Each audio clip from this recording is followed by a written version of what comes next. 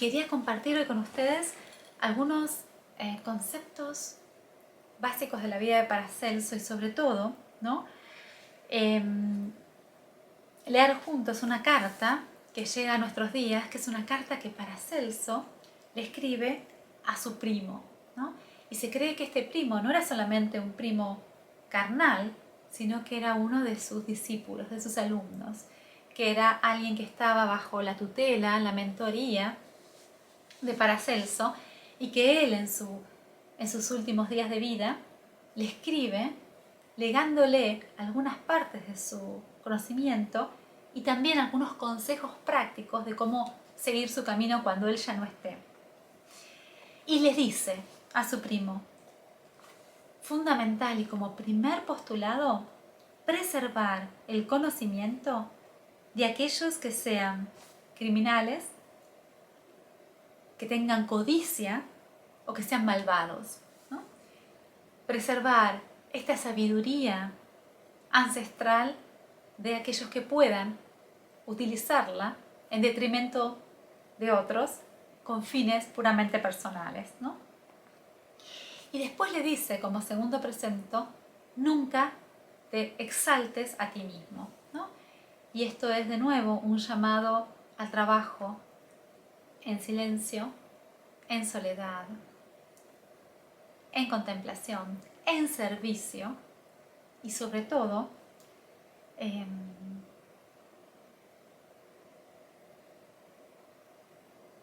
comprendiendo que somos parte de un todo superior y activando el principio de gracia, de agradecimiento y de humildad, ¿no?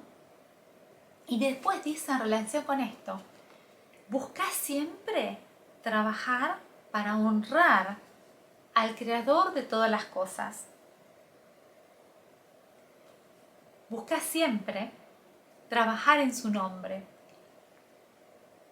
y transformate en vehículo de la divinidad para hacer el bien a tu vecino y preservarlo, lo que hagas en sacralidad, que lo que hagas sea sagrado.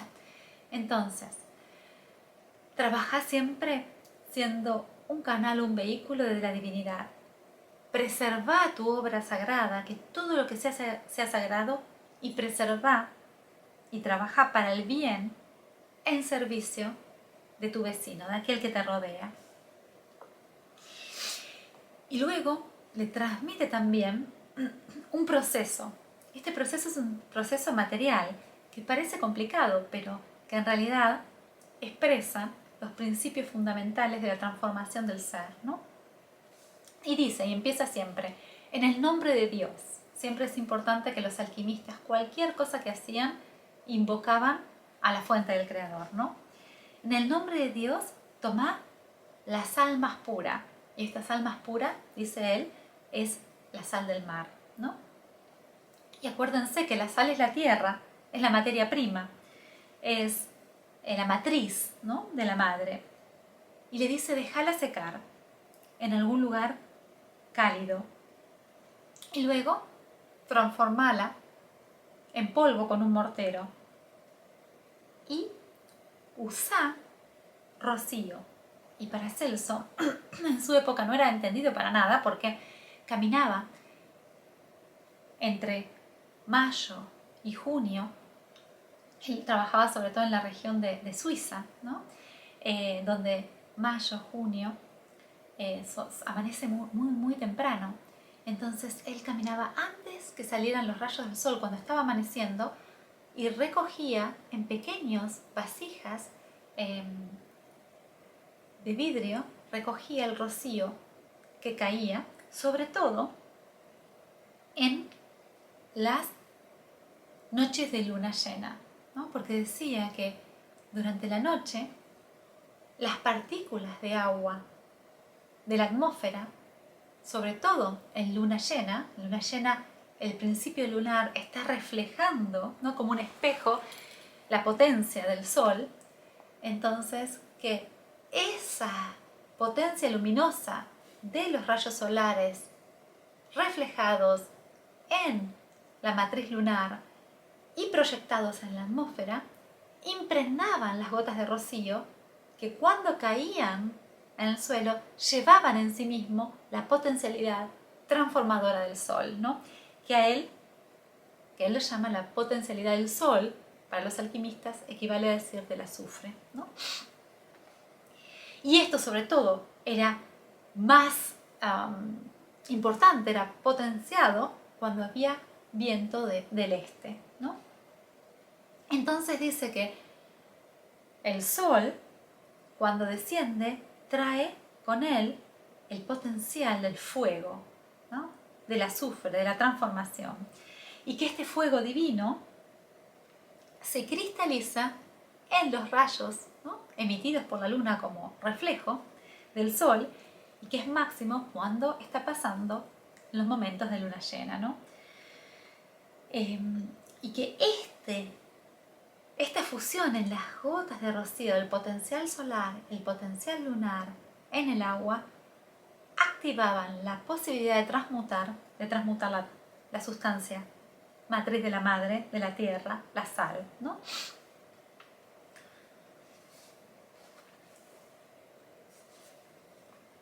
Y dice entonces que por un proceso de secar este rocío, obtenía unos pequeños cristales, y esos cristales llevaban en sí mismos el potencial lunar y solar, ¿no? Y que este potencial es el que activa el proceso de transformación en la sal, en la tierra virgen, ¿no? Y esto es lo que él utilizaba entonces para producir la sustancia base con la que producía luego sus remedios, ¿no? Y también con la que potencializaba no solamente sus curaciones, sino sus fórmulas alquímicas y sus fórmulas también de transmutación de los elementos, de los metales, pero también de transmutación de los seres humanos, ¿no? Así que bueno, esto me parecía que era importante compartirlo con ustedes, ¿no? Y también compartir algunas características de esta gran personalidad de Paracelso, ¿no? Que a veces llega hasta nosotros como hosco, como solitario, como cerrado, hasta misógino, ¿no? Nunca se casó, no tuvo hijos, es una personalidad un poco carismática pero cerrada, no es de fácil acceso, ¿no? Para nosotros desde nuestros días. Pero él, a su vez, fue un gran curador, fue un gran amante de la humanidad y trabajó con esmero y con esfuerzo por traer esta información de círculos sutiles a la humanidad, ¿no? En momentos de muchísima dificultad. Y en sus legados, ¿no? En sus escritos, habla de tres pilares fundamentales para la adquisición del conocimiento. Y esto es la meditación, la plegaria, la introspección, pero ahora también de otros dos pilares fundamentales. El segundo es la fe, la convicción, ¿no? Creer firmemente. Y el tercer pilar, raro en él, pero que abre universos insospechados, es el poder de la imaginación. Entonces él dice, con meditación, con fe y con imaginación se activa el potencial creador, porque el verdadero alquimista finalmente es el que crea en esta dimensión material, el que puede darle forma material a lo que subyace en los mundos sutiles, ¿no? Es el poder del ser humano activado en divino y su potencial de crear un lugar supremo, un lugar celestial en este universo material, ¿no? Y él dice, Cada uno de estos pilares del trabajo mágico tiene un propósito. Y el propósito de la plegaria, de la meditación, del proceso de introspección es purificar, ¿no? Purificar la mente y purificar el corazón. La fe es fundamental porque si no tenemos convicción en lo que hacemos, perdemos la potencia, ¿no? Con la fe se puede mover montañas, se puede hacer lo imposible. La fe es un correlato del potencial de voluntad activa, ¿no? La voluntad y la fe tienen que ir juntas. Si no hay fe en lo que hacemos, la voluntad cae, ¿no? Y son dos caras de la misma moneda. Y él dice, la fe es importantísima para el trabajo mágico, ¿no? Tenemos que creer en la criatura que estamos activando, trayendo a manifestación para que esto exista. Y finalmente la imaginación. Y la imaginación, él lo dice que es la llama que se mantiene vivo el potencial creador en el centro de nuestros corazones.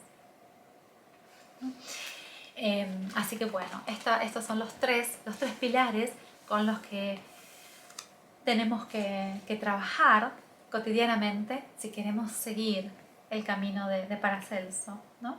Y acordamos siempre que él nos enseña que el hombre tiene una doble naturaleza, ¿no? Que tiene una constitución espiritual que viene de las estrellas, ¿no? Y que conlleva consigo la información, ¿no? La información inteligente para recolectar la materia, ¿no? Inerte y organizarla para expresar lo divino en esta dimensión. Y cuando yo leo esto de Paracelso con toda mi base médica y de genómica, es imposible no pensar en que Paracelso describió en realidad la información genética, ¿no? Porque él dice, el ser humano trae genes y estos genes no son de la Tierra. Esta información de organizar la materia no pertenece a la Tierra. Esto viene de las estrellas. Esto es nuestro potencial divino, ¿no? Que se expresa molecularmente en el ADN. Y esta información estelar viene a la Tierra y organiza la materia de forma inteligente para poder expresar lo divino en esta dimensión, ¿no? Y bueno, esta es la base de su trabajo, de lo que él enseña, de lo que él transmite. Y nos dice, acuérdense que el universo está en un movimiento perpetuo y cíclico, ¿no? Y que en esta dimensión, desde la obra prima que está sucediendo, tenemos la sensación de estabilidad suprema, pero es una apariencia de estabilidad. Sin embargo, lo que subyace es un gran movimiento perpetuo e imparable, ¿no? Y este movimiento es la base de la creación y es lo único que es realmente estable. El movimiento constante es la única estabilidad en la creación, ¿no? Así que bueno, esto es entonces parte de lo que quería compartir a través de lo que me llegó por magnetismo, por canalización, por estar en el lugar impregnado con su presencia en el pueblo de Eck, al lado del Puente del Diablo, en las cercanías de la ciudad de Einsiedeln, en Suiza. Y bueno, esto es un poco lo que quería compartir con ustedes sobre la vida, sobre las enseñanzas, sobre el legado de este gran filósofo y gran iniciado de las escuelas de misterio medievales. Y espero de todo corazón que ese conocimiento haya encendido la chispa en ustedes de transformación para poder también, donde quiera que se encuentren, en el momento particular de la vida que estas enseñanzas lleguen a ustedes, para poder entonces activar el potencial de transformación que está latente en ustedes para expresar lo más elevado en la aquí y ahora, donde quiera que estén y se encuentren.